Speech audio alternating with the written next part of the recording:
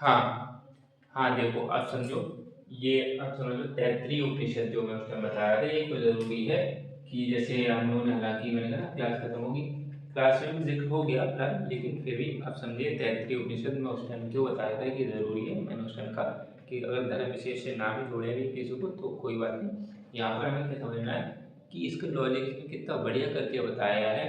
और जैसे इसमें तैत्तिरीय उपनिषद आप पढ़ोगे तो इसमें हालाँकि अगर वैसे तो आप 10 उपनिषद कोई मानोगे, 10 और महत्वपूर्ण सर्च मारोगे कि 10 उपनिषद मिल जाएँ, कुछ महत्वपूर्ण उपनिषद मिल जाएँ। उन महत्वपूर्ण उपनिषदों में तैत्तिरीय उपनिषद का नाम भी आएगा। जैसे आपको ईशावास्य उपनिषद मिल जाएगा। हाँ, मतलब ईश उपनिषद और ईशावास्य उपनिषद एक ही हैं। तो इसका नाम अगर थोड़ा-सा अलग हो, लेकिन ईशावास्य उपनिषद और ईश उपनिषद एक ही है। और बाकी आपको जैसे केनोपनिषद मिल जाएगा, मुंडकोपनिषद मिलेंगे, है ना? तो ये जो उपनिषद ऐसे आप मिलेंगे, उसमें आपको एक तैत्तिरीय उपनिषद भी मिलेगा। तो तैत्तिरीय उपनिषद के बारे में जो बताया जा रहा है, इसमें जो छात्र है ना, उनकी कैसे शिक्षा होनी चाहिए, उनकी कैसे दीक्षा होनी चाहिए, क्या उनकी जिम्मेदारियाँ होनी चाहिए, वो बहुत विस्तार से, बहुत बढ़िया करके इसमें अच्छे से बताया गया है और बहुत लॉजिकली तरीके से बताया गया है कि ऐसा नहीं कि आपको हवा-हवाई में कोई बातें बता दी हों, तो वो चीज़ नहीं, बहुत आराम से इसमें बहुत विस्तार से बताया है। जैसे इसमें क्या है, आपको 3 खंड मिलेंगे तैत्तिरीय उपनिषद में, आपको 3 खंड इसमें मिल जाएँगे। एक खंड मिलेगा आपको शिक्षावल्ली नाम से, एक मिलेगा आनंदवल्ली नाम से, आनंदवल्ली को कोई ब्रह्मानंदवल्ली भी कोई बोल देंगे, और एक आपको मिलेगा भृगुवल्ली नाम से। तो शिक्षावल्ली जो खंड है वो अगर आप उसको पढ़ेंगे तो बहुत महत्वपूर्ण है। शायद इसमें लगभग 12 अनुवाक हैं शायद, अगर मैं गलत नहीं, तो 11 या 12 है मेरे ख्याल से अनुवाक। अनुवाक का मतलब अध्याय होता है उसमें। तो ऐसे 12 अध्याय पाठ समझ लें। तो पहले अध्याय में जैसे क्या है, छात्रों के वचन भाव बताए हैं, कैसे वचन, छात्र का वचन होना चाहिए। छात्र वचन करेगा, उसमें क्या बोलेगा कि मैं सही बात बोलूँगा, मैं सत्य बोलूँगा, यानी कि मैं सही बात बोलूँगा, मैं सत्य बोलूँगा, वह मेरी रक्षा करे। वह कौन? ब्रह्म। ब्रह्मा नहीं, ब्रह्म। हाँ, ब्रह्मा और ब्रह्म में अंतर है। आगे हम डिस्कस कर लेंगे अगर कभी कोई ऐसा टॉपिक आएगा। लेकिन अभी क्या है, मैं सही बात बोलूँगा, मैं सच बोलूँगा, वह मेरी रक्षा करे, यानी कि ब्रह्म मेरी रक्षा करे, वह गुरु की रक्षा करे। ओम शांति शांति शांति। आदि शंकराचार्य यहाँ पे टिप्पणी करके बताते हैं इसमें भी कि ये शांति शांति शांति जो वाक्यांश 3 बार बोला गया है यहाँ पर, ये आत्मज्ञान में 3 संभावित बाधाएं बताए कि 3 संभावित बाधाएं हैं, उनको शांति की ओर ले जाना है। 3 संभावित बाधाएं कौन कौन सी? एक, जो छात्र का अपना व्यवहार, खुद का व्यवहार, एक ये बाधा। दूसरी, छात्र का जो अन्य से व्यवहार, अन्यों का जो व्यवहार है छात्र के प्रति, वो यानी कि अपना व्यवहार, अन्य का व्यवहार, तीसरा देवता। शांति की ओर मतलब इनको ले जाना है, यानी कि ये शांति की ओर जाने के लिए जो आत्मज्ञान आपको ले जाना है शांति को, उसमें 3 संभावित बाधाएं आएंगी।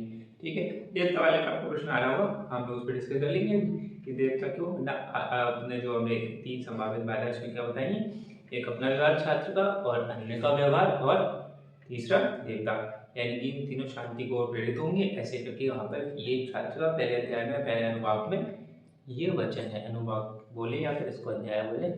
तो ये ऐसे वचन हो रहे हैं, ऐसे करके उसमें और बातें लिखी हुई हैं। धीरे अगर और आगे बढ़े, जैसे कि इसमें अगर एक मैंने देखो दूसरा अध्याय देखोगे तो ध्वनि सिद्धांत के बारे में इसमें लगभग बात करी गई है। ध्वनि सिद्धांत में भी, अच्छा ये बहुत इंपॉर्टेंट है इस चीज़ को, लेकिन जैसे ध्वनि सिद्धांत का क्या, ध्वनि सिद्धांत में इन्होंने बताया कि जो छात्र है उसको ध्वनि सिद्धांत में महारत हासिल होनी चाहिए। ध्वनि सिद्धांत की सब चीज़ें पता है, स्वर व्यंजन है, ठीक है, तनाव, तनाव है, मीटर है, तनाव है, उच्चारण में, जो उच्चारण में आपको तनाव डालना है, मीटर डालना है। जो मीटर शब्द सुना है हम लोग साहित्य में, बात थोड़ी सी और करेंगे, हम थोड़ी बात करी हुई थी, तो हम लोग बात करेंगे मीटर क्या है, तनाव क्या है, तो उच्चारण कैसे रखना चाहिए, बोलने का सही ढंग क्या है, बोलने के सही ढंग के साथ उच्चारण करने का सही ढंग क्या है, और साथ साथ सुनने का सही ढंग क्या है कि आप सुनेंगे कैसे, सुनने का सही ढंग क्या है। टी.एस. इलियट के बारे में हम एक बार पढ़ेंगे, उसमें उन्होंने बताया था कि टी.एस. इलियट के कहते थे कि जो मैं, जैसा मैं सोच रहा वैसा मैंने, वैसे ही मैं लिख सकूँ, है ना, और उसको वैसे ही मैं कन्वे कर सकूँ आगे। तो टी.एस. इलियट जीरो डिस्टॉर्शन की बात करें तो वहाँ पर, तो यहाँ पर यही क्या है कि आपको बोलने का सही ढंग, और बोलने का सही ढंग के संग में उच्चारण भी सही करें, और उसके बाद में आप, हाँ, साई जन से सुने भी। तो ये ध्वनि सिद्धांत के इसमें ठीक से बहुत चीज़ अच्छे से बताई गई कि ये ध्वनि सिद्धांत को, और यही है इसीलिए आज तक मतलब जो इतने आपने वेद उपनिषद ये सब है, मतलब लगभग 2000 शास्त्र 2000 ईसा पूर्व से लेकर आज तक ये अभी तक बिल्कुल वैसे ही वैसे पहले के तौर पे तो नहीं चल रहा कि बिल्कुल छात्रों को बिल्कुल वैसे ही सिखा देना।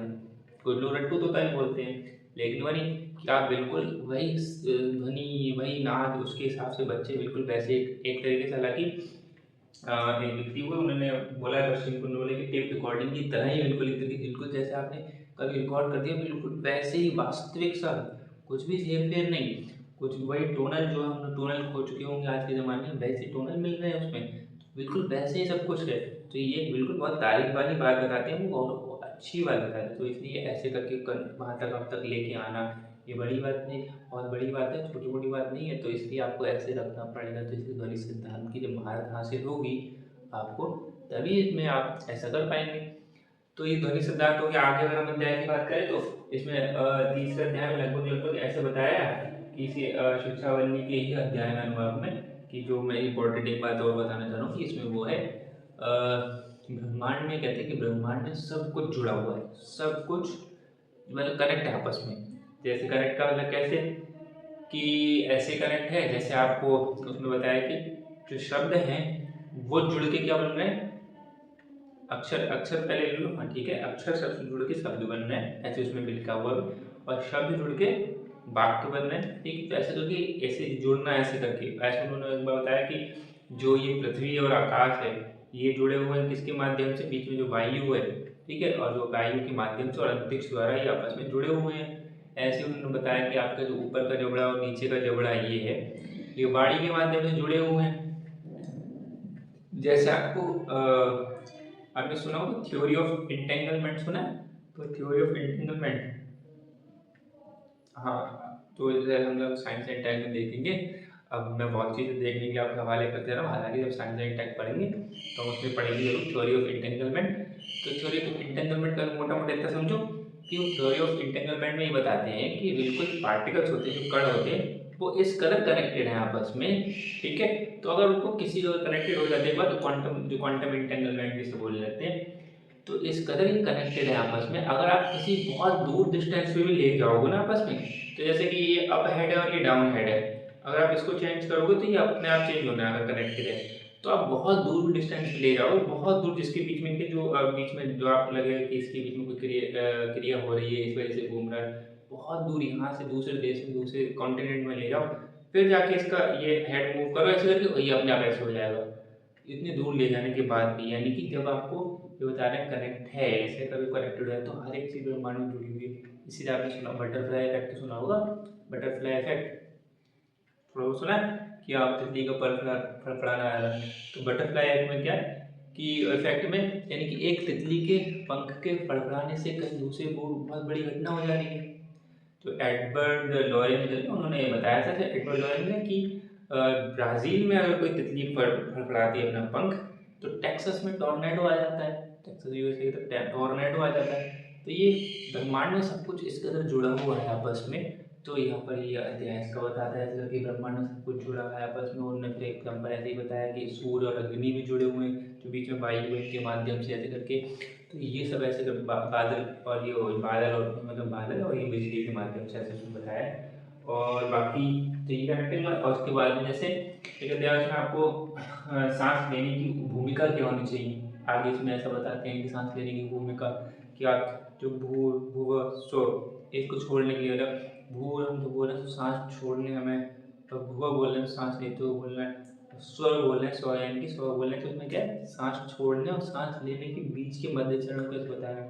तो सांस लेने की ठीक से भूमिका क्या है उसको बताता है ये उपनिषद।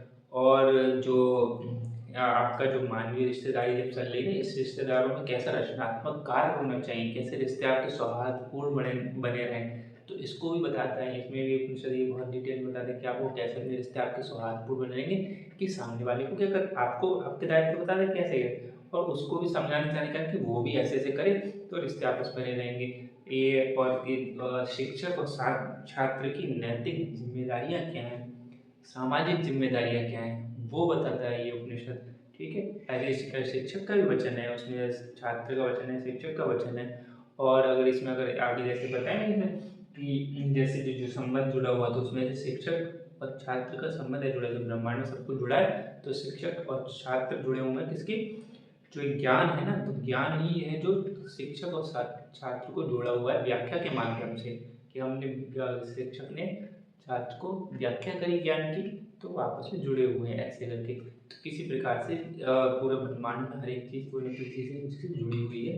तो ये थ्योरी ऑफ इंटेंगलमेंट ऐसे आज के टॉपिक चल रहा है, और ये बटरफ्लाई इफेक्ट जैसी चीज़ें तो वो ऐसे, और इसी में साथ लेने घूमा, इसी में आगे आप अध्याय पढ़ोगे तो उसमें आपको बताएंगे आत्मज्ञान, यानी कि इसे मतलब स्व अध्याय के ऊपर भी जोर दिया जा रहा है कि आत्मज्ञान में स्व अध्याय के ऊपर स्व की जोड़ दिए, स्व के लिए जोड़ दिए, स्व का मतलब खुद आत्मा, तो आत्मा के लिए जोड़ दिया जा रहा है। खुद से आप करो, स्व अध्याय बार बार करोगे तो ज़्यादा, स्व अध्याय में बहुत जोड़ दिया है, जो सेल्फ स्टडी आजकल बोलने लगे तो वही स्व अध्याय पे बहुत जोर दिया जाए इस अध्याय में, कि जो वेदों के वचन उसको मानो, अपने आप बार ठीक से प्रैक्टिस करो। तो ऐसे करके इसमें अध्याय, तो ये करके ये लगभग 12 वापस शिक्षा बल्ले में बहुत अच्छे से बताया गया है। तो ये चीज़ है, ऐसे इसको पढ़ना चाहिए, इसलिए मैं बोल रहा हूँ क्योंकि हम लोग नहीं, अब जैसे हम नहीं पढ़ रहे, अगर मान लो हम लोग नहीं पढ़ते बाद में, जैसे मैंने आपको बताया था पॉल ड्यूसन व्यक्ति हैं, पॉल ड्यूसन व्यक्ति उसमें बताया लेक्चर में बताया, तो पॉल ड्यूसन जो व्यक्ति जर्मनी के कील विश्वविद्यालय में ये दर्शन के प्रोफेसर थे, दर्शन शास्त्र के, फिलोसफी के। अब इन्होंने देखो इसको ऐसे उपनिषदों को अपने पढ़ा, तो उन्होंने पढ़ के इन्होंने क्या लिखा, वेद के 60 उपनिषद, तो 60 उपनिषद ऑफ वेद, इनने ऐसे उपनिषद पढ़ लिखा। द फिलोसफी ऑफ उपनिषद वो भी इनने लिखा पॉल ड्यूसन ने। तो ये अब ये अच्छा है, मतलब इनका कील विश्वविद्यालय में बहुत योगदान है, जर्मनी के जो कील विश्वविद्यालय है कील शहर में, तो अच्छा से एक योगदान है पॉल ड्यूसन का, उन्होंने इसमें भाषा टिप्पणियाँ करी है इस उपनिषद पे। ऐसे ही आपको स्टीफन फ्लिप्स मिलेंगे जो टेक्सास यूनिवर्सिटी में, ये भी वो भी प्रोफेसर थे फिलोसफी के और एशियन स्टडीज़ के, तो एशियन स्टडीज़ के फिलोसफर थे, तो स्टडीज़ करते थे, और ये फिलोसफी टेक्सास यूनिवर्सिटी है उसमें स्टीफन फ्लिप्स, इन्होंने भी लिखा क्या, योग कर्म और पुनर्जन्म, योग कर्म और पुनर्जन्म, और उन्होंने जिक्र भी किया इसका कि तेतुर उपनिषद से ऐसे करके मतलब टिप्पणी करते हैं इसमें भी। और अगर मैं एक और एग्जाम्पल बताना चाहूँ, जैसे कि मैक्स मूलर का तो नाम सुना ही है उन्होंने, मैक्स मूलर ने भी कहा है इसमें उपनिषद को सबको ऐसे पढ़ते, तो उन्होंने लिखा ना the sacred books of the east, यानी 50 वॉल्यूम, देखो 50 वॉल्यूम के आसपास इन्होंने ठीक से लिखा, हिंदू बौद्ध जैन सब धर्मों की किताब पढ़ के, तो sacred books of the east यानी पूरब की पवित्र किताबों के बारे में लिखा, तो उसमें से तैतरीय उपनिषद का भी जिक्र उन्होंने किया, जो हिंदू धर्म के बारे में किताब आए तो उसमें तैतरीय उपनिषद का भी जिक्र करते हैं। तो जब वो लोग ऐसे पढ़ के अपना काम निकाल ले रहे हैं, सो जबकि ये लॉजिकली चीज़ है बहुत ढंग से देखें, तो क्यों ना हम ऐसे पढ़ें, हमें भी पढ़ना चाहिए ना, हम क्यों अछूते रह जाएं।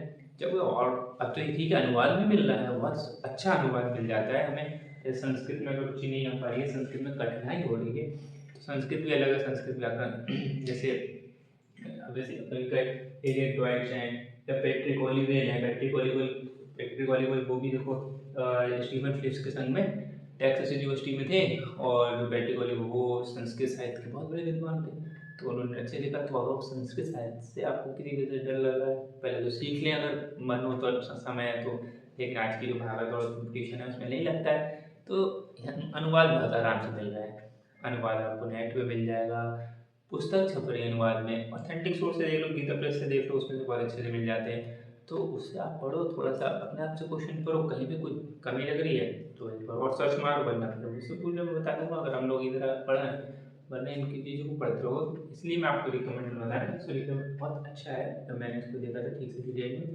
तो बहुत अच्छी चीज़ें इसमें बताई गई हैं, इसलिए ऐसे ऐसे बहुत उपनिषद, केनोपनिषद बहुत अच्छा उपनिषद है, केनोपनिषद को आप पढ़ेंगे उसमें बहुत अच्छा आपको मिलेगा, ठीक है। ईशावास्य उपनिषद भी, हालांकि ईशावास्य छोटा उपनिषद, मतलब और छोटे उपनिषद, छोटे जो उपनिषद देखो उसमें आपको ईश उपनिषद मिल जाएगा, ईश उपनिषद पढ़ो, उसमें आपको कितनी अच्छी जानकारी मिलेगी।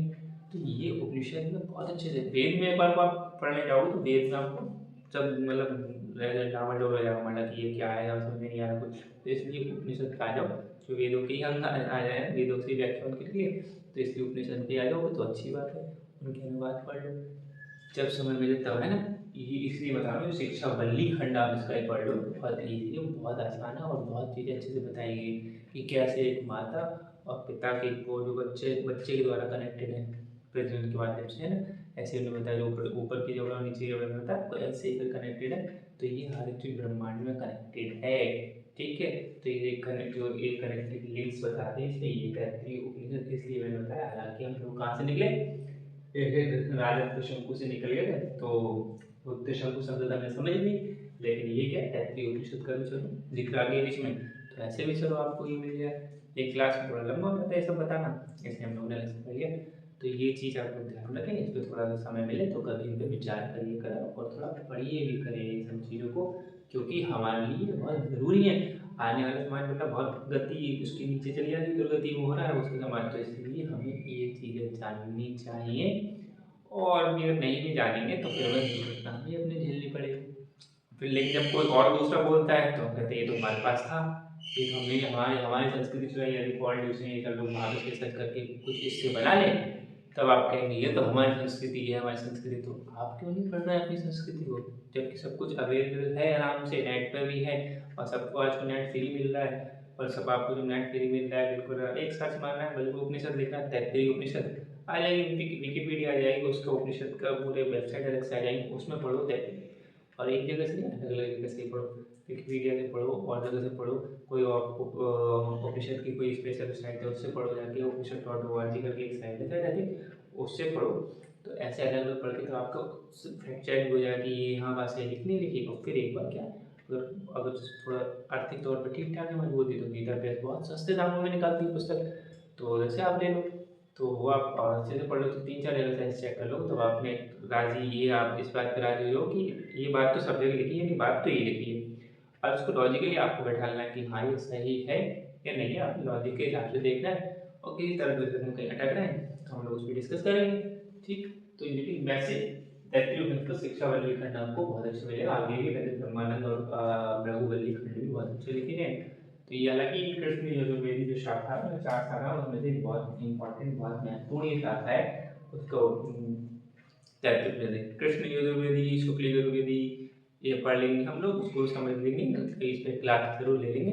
बस इतना भी मोटा मोटा इतना समझ लो कि सुव्यवस्थित और अव्यवस्थित से इसका अंतर मतलब है। कृष्ण यजुर्वेदी क्या, और अव्यवस्थित तरीके से शुक्ल यजुर्वेदी को सुव्यवस्थित तरीके से, इतना भी मोटा मोटा समझ लो। आगे विस्तार में घुसेंगे तो थोड़ा समय ज़्यादा बढ़ जाएगा इसमें, आगे हमें अगली क्लास भी देनी है, तो हम लोग इसको बाद में देख लेंगे। कृष्ण यजुर्वेद क्या है, शुक्ल यजुर्वेद क्या है, इसका मतलब सुनिए। कृष्ण का मतलब क्या है, शुक्ल का मतलब क्या है, कृष्ण पक्ष शुक्ल पक्ष ये कैसे चले। जैसे कि में से क्या बोला कि कृष्ण जी से पहले इसको क्या बोला जाता था, कृष्ण का जन्म हुआ तो कृष्ण जी से पहले क्या बोला जाता था कृष्ण पक्ष को, तो ऐसे करके। तो इसलिए अब ये मतलब कि वो व्यक्ति ठीक ठाक पंडित हैं, अच्छे हैं, पंडिताई कर रहे हैं, बहुत लोग बताते हैं, सबको ज्ञान बांटते हैं, सबको ये होता है कि ऐसा करना चाहिए, वैसा करना चाहिए। अचानक से कृष्ण उठ गए आप उनका कि कृष्ण कोई तिथि पूछी जा रही है, तो तिथि बताइए, कृष्ण पक्ष की तिथि चल रही है, तो उस कृष्ण पक्ष की जो तिथि चल रही है उसमें उन्होंने घोष बैठे कि सर कृष्ण जी से पहले कौन क्या चलता था, कृष्ण पक्ष कहते थे नहीं कहते थे। तो फिलहाल ये तो अमूमन आप लोगों को पता ही है, बात कर चुके थे हम लोग, आप लोगों को भी शायद आई थिंक ऑनलाइन आपको भी पता ही होगा, है ना। तो कृष्ण का अर्थ क्या, काला, और शुक्ल का मतलब सफेद। तो अब उसको पूर्णिमा और उसके देखो अमावस्या की रात काली होती है, तो वो कृष्ण पक्ष वाले पहुंचे, और इधर पूर्णिमा क्या शुक्ल पक्ष वाले। तो जब हम शुक्ल पक्ष बढ़ेंगे तो रोशनी की तरफ बढ़ रहे हैं, ठीक है। रोशनी वाला पार्ट वो शुक्ल हो गया, और अंधकार वाला पार्ट कृष्ण हो गया, तो कृष्ण का मतलब तो काला है, ये थोड़ा ना कृष्ण की वजह से कृष्ण पक्ष हुआ, ठीक। कृष्ण का मतलब है कर्षति आकर्षति इति कृष्णा, कर्षण यानी कर्षति आकर्षित, आकर्षति आकर्षति इति कृष्णा, ठीक है। यानी कि जिसमें आकर्षण बहुत है वो कृष्ण है, तो आकर्षण तो है, ठीक है। ये तो समझो आप रात में बहुत आकर्षण है, ठीक है। तो ये बहुत, अगर आप जाग रहे होंगे ना रात में, तो आपको अंधेरे जो है ना बहुत खूबसूरत नजर आएंगे, आपको लगता है कि अंधेरा अंधेरा है, लेकिन जाग के देखो फिर आपको कैसे, रात में जाग के देखो कैसे, फिर आपको अंधेरों से प्यार भी हो सकता है, ये चीज़ खतरा है ना। तो हम लोग इस पर निकल गए, तो ये तो शंकु संसार को समझ गए होंगे।